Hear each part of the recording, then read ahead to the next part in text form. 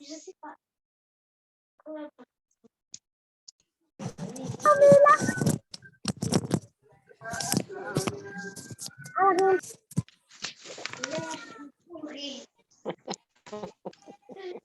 Elles sont brillantes comme des étoiles.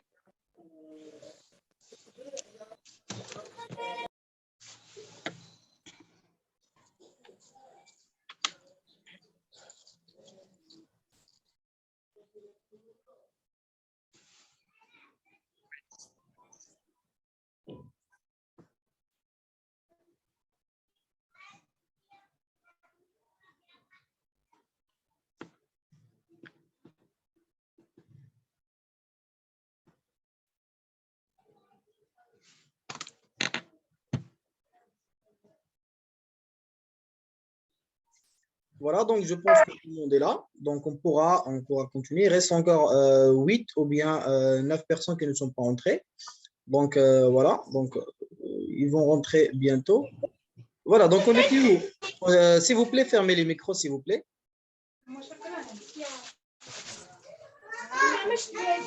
ليه؟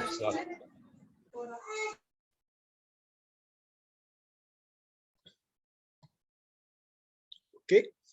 Bien, donc voilà. Donc on a dit que call, c'est un verbe qui est régulier, c'est-à-dire qu'on n'a rajouté que ed dans le passé, et voilà.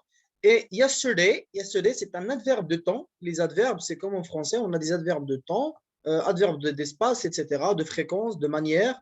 Et ces adverbes de temps, spécifiquement de temps, m'aident beaucoup quand je parle dans la grammaire anglaise. Ils m'aident beaucoup. Pourquoi? Parce qu'il me rajoute de l'information concernant le temps de la phrase. D'accord? Avant de pouvoir déjà passer au passé simple, c'est quoi et comment c'est utilisé, déjà, s'il y a quelqu'un qui peut me dire pourquoi j'utilise le passé simple en anglais. Why do we use the past simple? Pour apprendre les temps, il faut apprendre pourquoi on les utilise. Parce que la plupart des gens utilisent les temps, mais sans savoir pourquoi on les utilise. Et c'est là où il y a le problème qui tombe, où ils ne peuvent pas choisir le temps adéquat à une formule. Pourquoi? Parce qu'ils n'ont pas de raisonnement sur comment c'est utilisé. Oui, monsieur Kodo, allez-y, monsieur.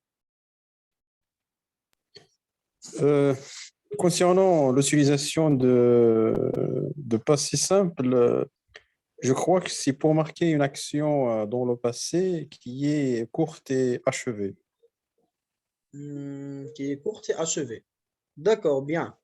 Bien, merci beaucoup, Je monsieur dis Kodo. par exemple, quand je Oui, dis oui. I called him yesterday, c'est-à-dire I called him dans un temps qui est défini, qui est précis et qui est achevé, je pense.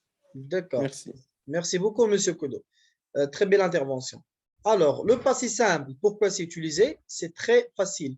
We use the past simple to speak about an action that happened in the past. Premièrement, une action qui est passée dans le passé, that happened in the past, that started and finished at a particular time, qui a commencé et qui est fini dans un temps particulier.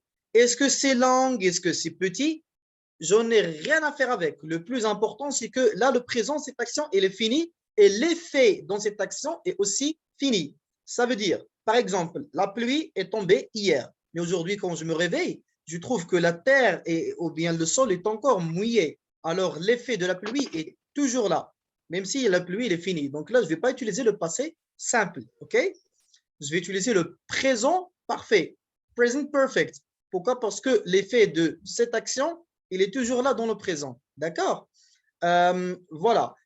Si je dis par exemple que je connaissais quelqu'un depuis longtemps, mais que je le connais toujours, hein, ça veut dire que là, je vais dire le présent parfait. Par exemple, I have known him for 2 years. Je le connais depuis 2 ans. Ça veut dire que je le connais toujours. D'accord? Mais si je dis par exemple, j'ai mangé, là, l'action, il a commencé dans un point que je ne connais pas. Il est fini dans un point que je ne connais pas. La durée, je ne connais pas. mais je sais bien que ça a commencé, que ça a fini dans le passé. Donc, c'est pour ça que j'utilise le passé simple parce qu'il est simple. C'est une action qui est finie dans le passé. Ça a commencé et c'est fini. D'accord? Pour aider le passé simple à avoir plus d'informations, je donne des adverbes de temps. C'est là où les adverbes m'aident. Par exemple, quelqu'un veut me dire j'ai mangé. Donc, j'ai mangé dans le passé. Peut-être il a mangé hier, peut-être avant-hier, peut-être l'an dernier, peut-être le mois dernier. Je n'ai aucune idée. Pour pouvoir un peu rétrécir le sens de la phrase et avoir plus d'informations, je rajoute yesterday, this morning, this afternoon, today. Comme ça, je sais l'action, il a commencé où. Et par estimation, le type d'action me dit quand il est fini. Quand quelqu'un me dit, par exemple, j'ai mangé, ben, je sais qu'il a mangé pour une demi-heure, 1 heure, 2 heures maximum s'il mange lentement, mais ça ne va pas dépasser. S'il va me dire, j'ai appelé, je sais que c'est 5, 10 minutes, 15, 20 minutes maximum. Maximum 1 heure. Mais c'est impossible qu'il me dise, j'étais sur le téléphone pendant une journée entière avec quelqu'un. Parce qu'il va devoir manger, il va devoir prier, il va devoir sortir, faire ses besoins. Donc, forcément, l'action il sera interrompue à un moment de la journée. Donc là, l'action elle-même, il me donne un peu de sens sur sa durée, mais quand il a commencé, ça, j'ai besoin des adverbes qui me donnent de l'information. S'il me donne de l'information, c'est bien. S'il ne me donne pas de l'information, ça veut dire que c'est bien aussi. Donc, je ne suis pas obligé de savoir quand il a commencé, mais plus que savoir que c'est fini. Par exemple, I ate lunch. J'ai mangé le déjeuner. Est-ce que je l'ai mangé dans le temps de déjeuner ou bien après ou bien avant? Je ne sais pas. Et même si je sais, ça ne va pas me rajouter grand-chose.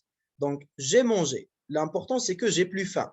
Là, j'ai mangé. L'action est finie. D'accord? C'est pour ça qu'on utilise le passé simple pour parler d'une action qui est commencée et qui est finie dans un temps, dans le passé. D'accord? Quand il a commencé, quand il a fini, c'est quoi sa durée? Je n'ai pas besoin. Parce que si je dois savoir ça, ça veut dire que ce n'est plus le passé simple. On l'appelle le passé simple parce qu'il est simple. Parce qu'il me donne tout simplement une information qui a été complétée. D'accord? Oui, Aïcha, on parle du passé simple. D'accord, donc voilà. Donc, est-ce que vous avez compris ou bien est-ce que vous avez des interventions là-dedans?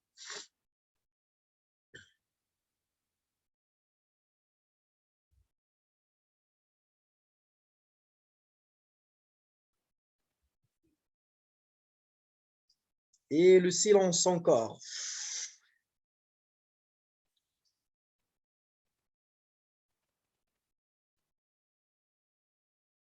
Ah, vous pouvez me répondre dans le boîte de chat, il est ouvert à côté de moi, ou vous pouvez me répondre en ouvrant votre micro ou bien en levant votre main.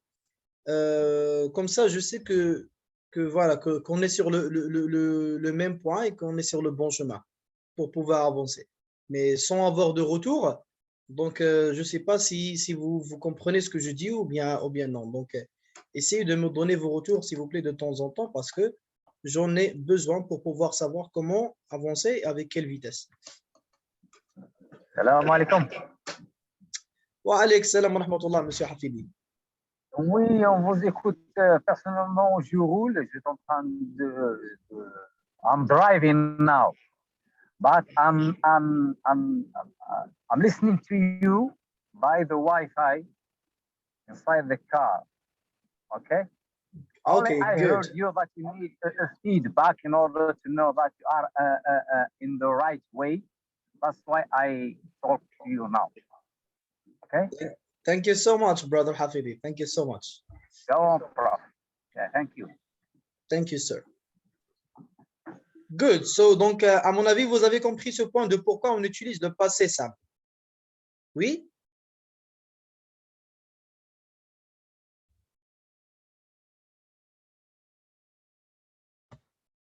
Et que l'intervention de M. Hafidi, il n'y a pas d'autre intervention?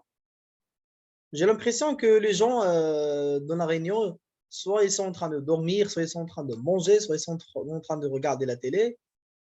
S'il vous plaît, laissez tout ce que vous faites et concentrez-vous avec moi si vous voulez vraiment apprendre ce qui se passe dans ce module.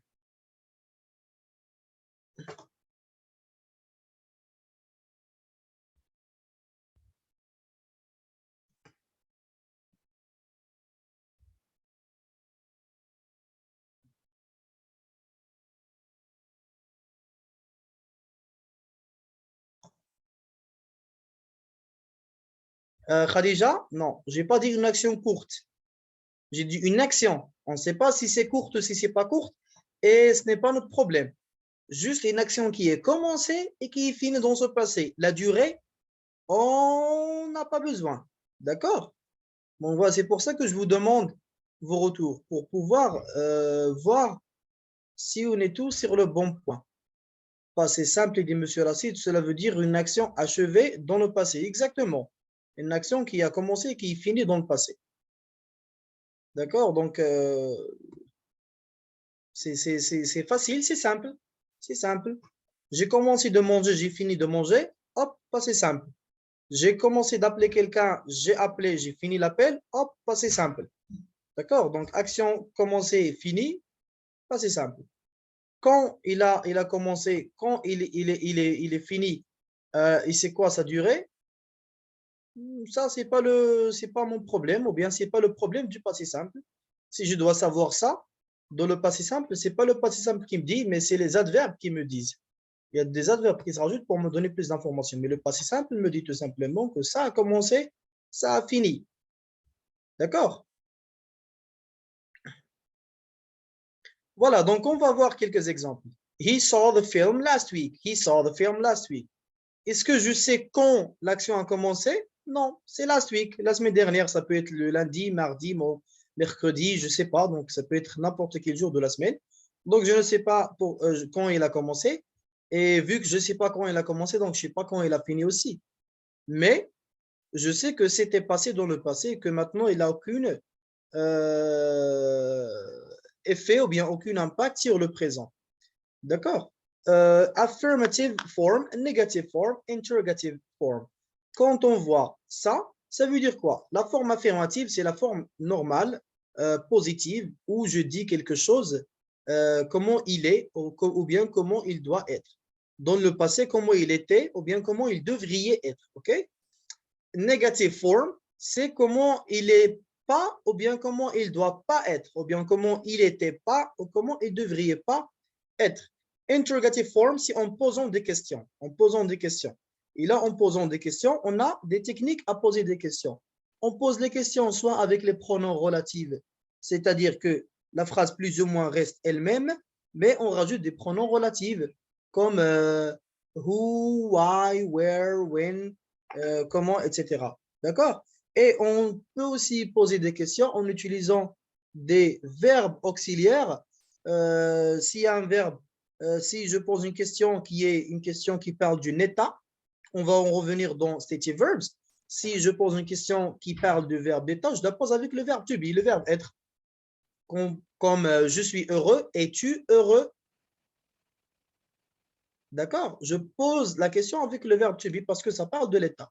Quand je pose une question qui ne parle pas de l'état, ben je peux la poser avec le verbe to do, faire, le verbe faire. Donc, how do you do? Par exemple, là, comment tu vas? Ou bien, do you know this guy? Est-ce que tu connais cette personne? Ou bien, did you do your homework? Est-ce que tu as fait ton devoir? Donc là, je ne parle pas d'un état, mais je parle d'une action. Donc, je peux utiliser le verbe to do. Et quand je parle des questions qui parlent un peu de possession, donc là, je peux utiliser aussi le verbe possessif have. Comme par exemple, have you heard about this guy? Avez-vous entendu parler de celui-là? Avez-vous un stylo? Avez-vous un gâteau? Do you have a pen or have you got a pen? Donc là, j'ai plein de manières de poser les questions, ce qui rend la langue anglaise un peu bien et diversifiée. C'est-à-dire qu'une manière que vous n'aimez pas, ben, vous pouvez utiliser une autre, tout simplement. D'accord. Donc là, quand on parle de affirmative, negative, interrogative form in the past, ça devient comment? Si you lived in Paris, est une forme affirmative.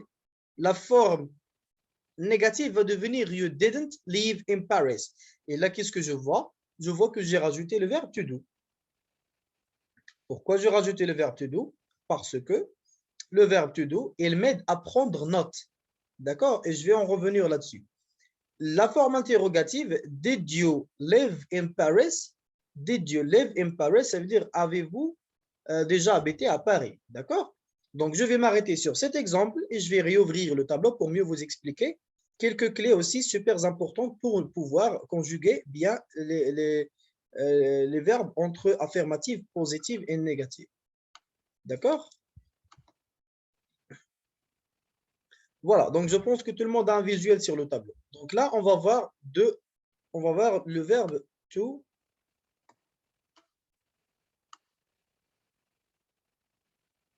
To do. Alors, ce verbe to do, il rentre parmi les 4 verbes les plus importants de la langue anglaise après le verbe to be et le verbe to have. Donc, le verbe to be, être, c'est super important. Le verbe to have, aussi super important. Puis, il y a le verbe to do. Pourquoi? Parce que le verbe to do, il peut être utilisé déjà comme un verbe essentiel. On dit MV, c'est-à-dire main verb. Et dans ce cas, il parle d'une action. D'accord? C'est l'action de faire quelque chose. When you do something, je dis par exemple, do your homework, do the laundry, do you know this guy? Là, je parle de quelque chose où il y a une action. Alors là, c'est main verb. Et aussi, je peux l'utiliser comme un auxiliaire. Et c'est là où je veux rebondir. Donc, auxiliaire. Auxiliaire, on va dire, je peux l'utiliser dans deux côtés. On a dit qu'on conjugue les verbes en anglais plus en présent et en passé parce que le futur, c'est juste le rajoute ou bien l'ajout de will. Voilà, donc auxiliaire. Auxiliaire, on va dire ici do. Ça veut dire que là, j'ai enlevé le TO. Si j'enlève le TO, ça veut dire qu'il est conjugué au présent. D'accord? Et là, did. Donc, vous voyez, il n'y a pas ED à la fin. Donc là, c'est le passé. Donc, on va dire que do, c'est un verbe irrégulier. OK? Le participe passé de ce verbe, c'est done. OK? Ça, c'est le participe passé. Bien. D'accord. Alors, qu'est-ce qu'il fait le verbe to do? Premièrement, quand il rentre, quand il rentre dans une phrase comme un auxiliaire, it takes everything.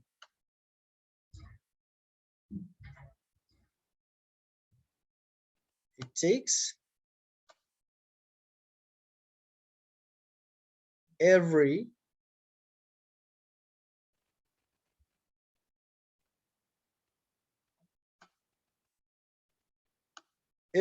Et ça s'applique pour les deux, pour le passé ou bien le présent. Quand je dis it takes everything, ça veut dire quoi? Je parle de quoi? Je parle de temps, time, le temps de la phrase. OK? Il prend quoi encore? Il prend la règle de troisième personne singulier, third person singular. Et là, je parle du S ou bien le ES qui se rajoute au verbe de la troisième personne. Et je vais vous donner des exemples là-dessus pour voir de quoi je parle. Et il prend quoi d'autre? Il prend le not.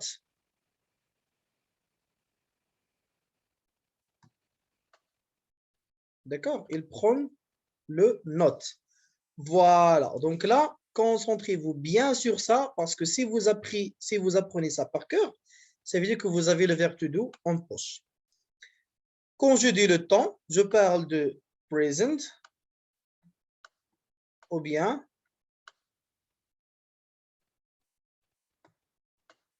past.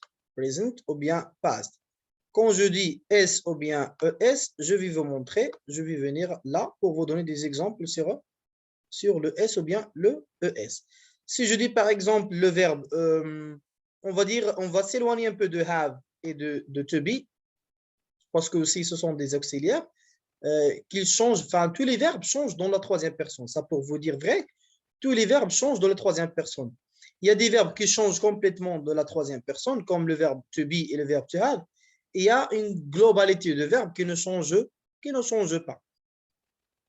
Et pour les verbes qui ne changent pas, je rajoute tout simplement S ou bien ES. D'accord?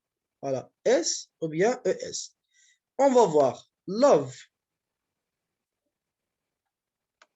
On a dit love. Love, voilà, je dis loves. Je dis pas he love, je dis he loves. I love, you love, he loves. Donc, il finit déjà avec un E, donc je vais juste rajouter S. Et je dis loves. C'est comme le passé, on a dit, il y a déjà un E, donc je ne vais pas rajouter ED, je rajoute juste un D. Donc, love, loves. Hate, he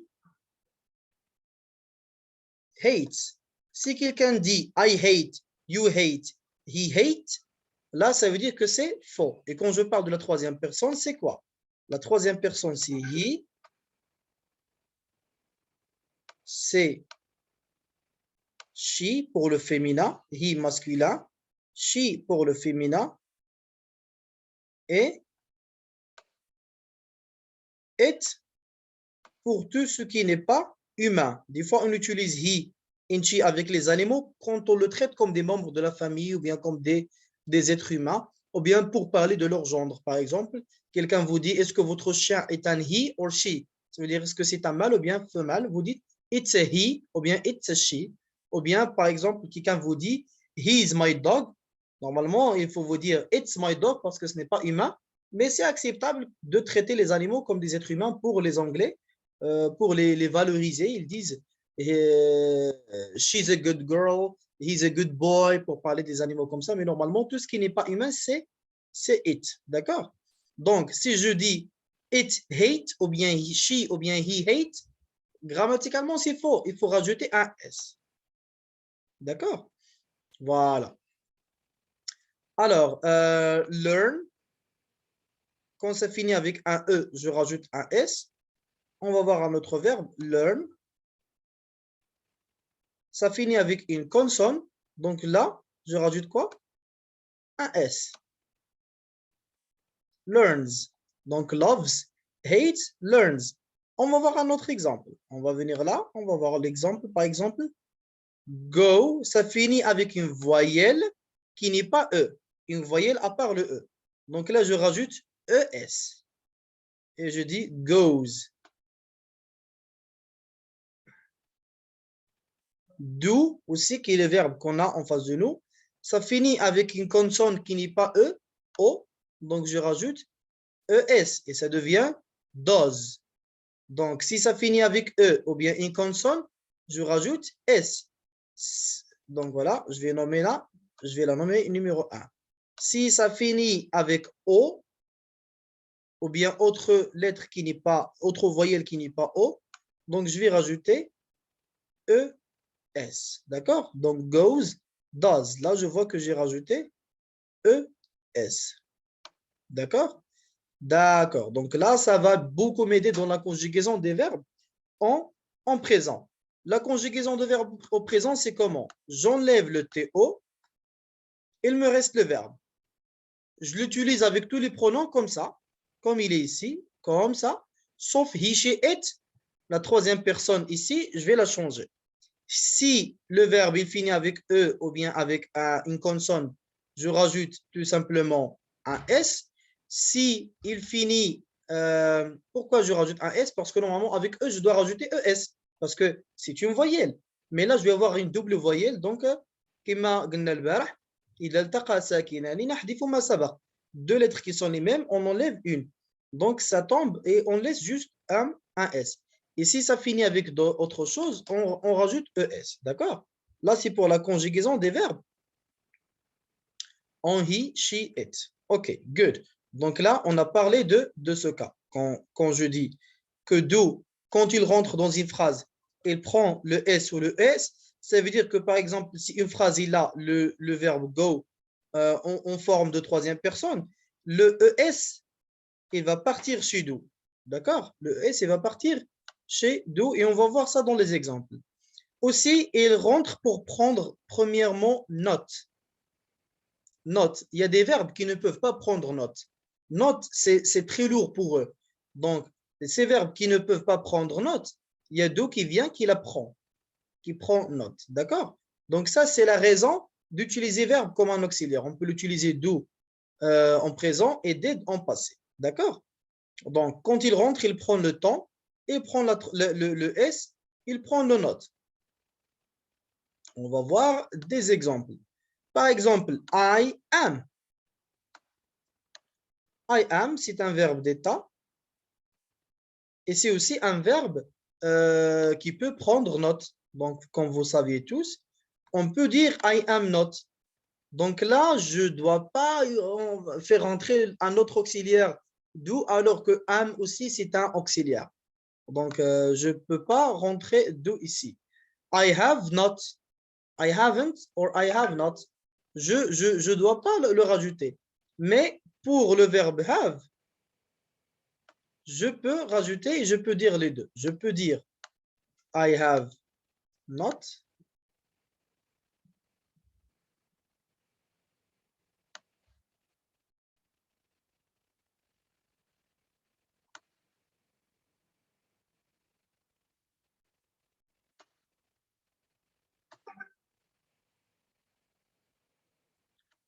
Et je peux dire aussi I don't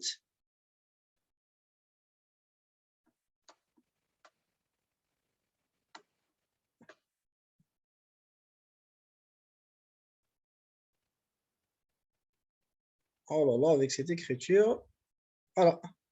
I don't, je peux aussi dire I don't have. Donc là, les deux sont corrects. I haven't or I don't have, les deux sont corrects, d'accord?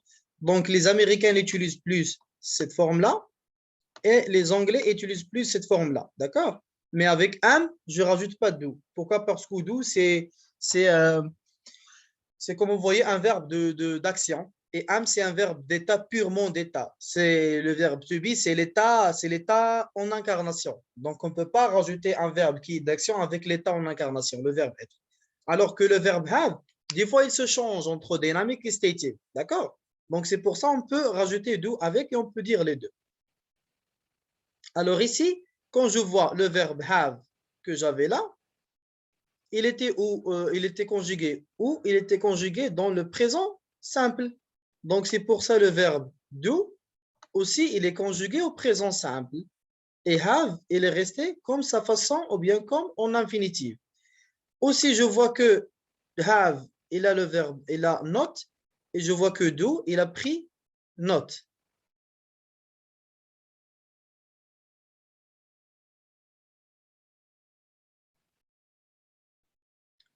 Bonsoir, bonsoir. Donc, je pense qu'il y a eu un petit bug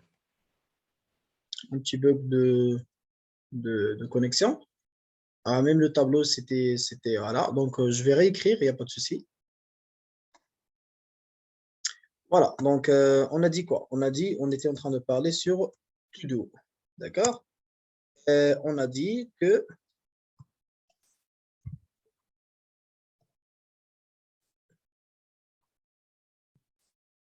on traite to do quand il est auxiliaire. D'accord? On a dit que it takes the form of third person.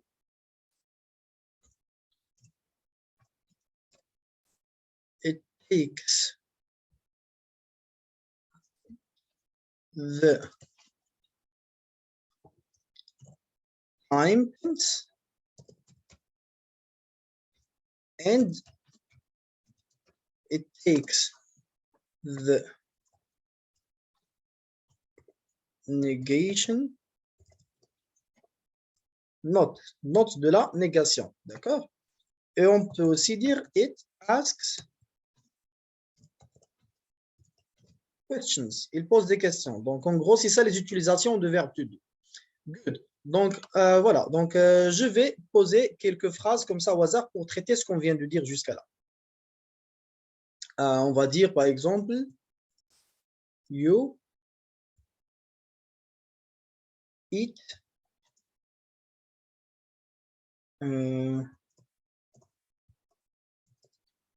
tomatoes. Vous mangez les tomates. Donc, ou bien, tu manges les tomates. Donc, quand je vais mettre cette phrase en négative, je ne peux pas dire you eat not tomatoes. Là, comme vous voyez, ça ne raisonne pas bien. Donc, you eat not tomatoes. Ça ne se dit pas. Donc, dans ce cas, qu'est-ce que je dis? J'utilise l'auxiliaire do qui vient et qui rentre pour prendre le not. Son but ici, c'est prendre note. Donc, you don't eat tomatoes. Et comme vous voyez, not ici, il est resté comme il est dans l'infinitif. Et pour poser une question, tout simplement, je fais l'inversion du sujet-verbe. Do you eat tomatoes? Ou bien, don't you eat tomatoes? OK? Je peux aussi dire, do you not eat tomatoes? D'accord? Donc, on va traiter ces exemples. Voilà. Donc, on était où? Je prends le rouge. Voilà. Donc, you eat tomatoes. Ça, c'est une phrase purement affirmative où le verbe ici, eat,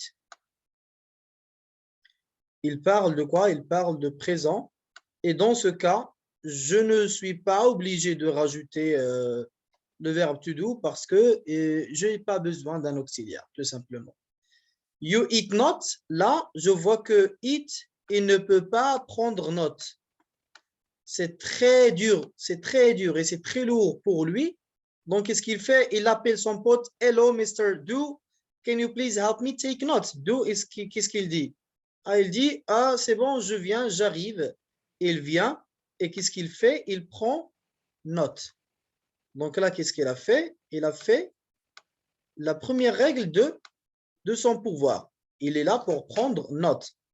Donc, don't eat tomatoes. You don't eat tomatoes. D'accord? Bien. Après, aussi, on peut l'utiliser pour poser des questions parce que je ne peux pas poser une question avec it. OK? Donc, qu'est-ce que je dis? Je dis, do you eat tomatoes? Qu'est-ce que je fais? L'inversion de verbe et sujet comme en français. Vous êtes, êtes-vous. D'accord? Vous avez, avez-vous. Donc, j'inverse le sujet et l'objet. Donc, voilà, et ça me donne do you eat tomatoes? OK? Ou bien dans la forme négative, don't you eat tomatoes? Pourquoi ici j'ai mis don't entièrement ici? Parce que quand j'écris don't comme ça, c'est considéré comme un seul mot. Donc, je le prends en entier. Je prends do et not en un seul mot et je le ramène ici. Et you, il vient ici. D'accord? Alors que quand je sépare do avec not, parce que je peux écrire do et do not, les deux sont la même chose, mais séparés ou bien fusionnés, c'est un choix et ça rajoute pas grand-chose, sauf quand on écrit de manière académique, de manière professionnelle, c'est déconseillé d'écrire avec les abréviations, donc on écrit avec ce qu'on appelle en anglais long forms, les formes longues des verbes, c'est-à-dire do, not. Et là, quand je sépare, je trouve que not, ce n'est plus avec le verbe to do, donc je ramène juste le verbe to do ici, et you, il est à côté, donc j'ai déjà fait l'inversion de sujet-verbe, et je laisse not à côté avec le reste de la phrase et je rajoute un point d'interrogation pour poser des questions. Donc, je trouve ici que, voilà, ça a fait son deuxième rôle qu'il s'agit de poser des questions. D'accord? Donc, voilà, donc on a dit que to do, il prend la négation, il prend les questions. Là, on va voir quand il prend le temps ou quand il prend le ES de la troisième personne. Donc, je vais poser une question en troisième personne pour voir ça. Donc, he ate. La même phrase, je vais la traduire en passé. He ate tomatoes. Il a mangé des tomates. He ate tomatoes. OK? Donc, je vais traiter tout d'abord cette phrase et je vais la mettre en forme négative. Donc, he ate not tomatoes. Donc, on a dit que not, c'est difficile pour le verbe to do. Donc, je ne vais pas dire cette forme, mais là, je dois inclure le verbe to do. Et par la suite, parce que je dois inclure le verbe to do, qu'est-ce que je vais dire? Je vais dire tout simplement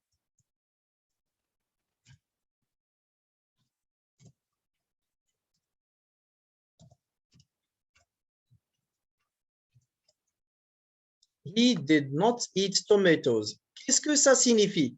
Ça signifie que he est en troisième personne et do est en passé. Pourquoi? Parce que ate est en passé. Donc, il a pris quoi? Il a pris le temps du verbe. Le temps du verbe, il a pris. Et parce qu'il a pris le temps du verbe, le verbe il va redevenir ici en infinitif. Il n'a pas besoin, j'ai pas besoin de dire did ate. Did eat. Et qu'est-ce qu'il a pris encore? Il a pris not. C'est la raison pourquoi déjà je l'ai fait inclus pour prendre note. Donc la raison primordiale, c'est qu'il prend note. Il a pris.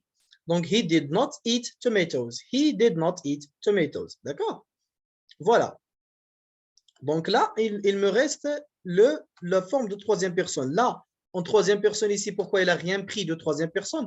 Parce qu'en passé, je ne rajoute pas le S et le ES de troisième personne. Ça se rajoute que dans le présent. Donc, parce que ça se rajoute que dans le présent, il n'a pas trouvé ES ou bien ES pour l'apprendre. Et il a juste pris le temps passé. Parce que au passé, on va dire... Hop là, la mousse. On va dire I did, you did, he did. D'accord? She did, donc ça reste did, donc c'est pour ça qu'elle n'a rien pris. Mais si je viens au présent et je vais dire la même phrase, eat, he, eat. Et si ça finit avec une consonne, donc qu'est-ce qu'on a dit? On va rajouter que S, on ne va pas rajouter ES parce que ça finit avec une consonne. Donc he eats, quoi? He eats tomatoes. He eats tomatoes. Par la suite, là, je ne peux pas dire he eats not tomatoes. C'est comme là et comme là. Parce que eat, ce n'est pas un verbe qui peut prendre note. Donc, qu'est-ce que je vais dire? Je vais dire he do, gna, le passé, parce qu'il finit avec O qui est un voyelle, on rajoute ES. Donc, he does not ou bien he doesn't. D'accord? Eat.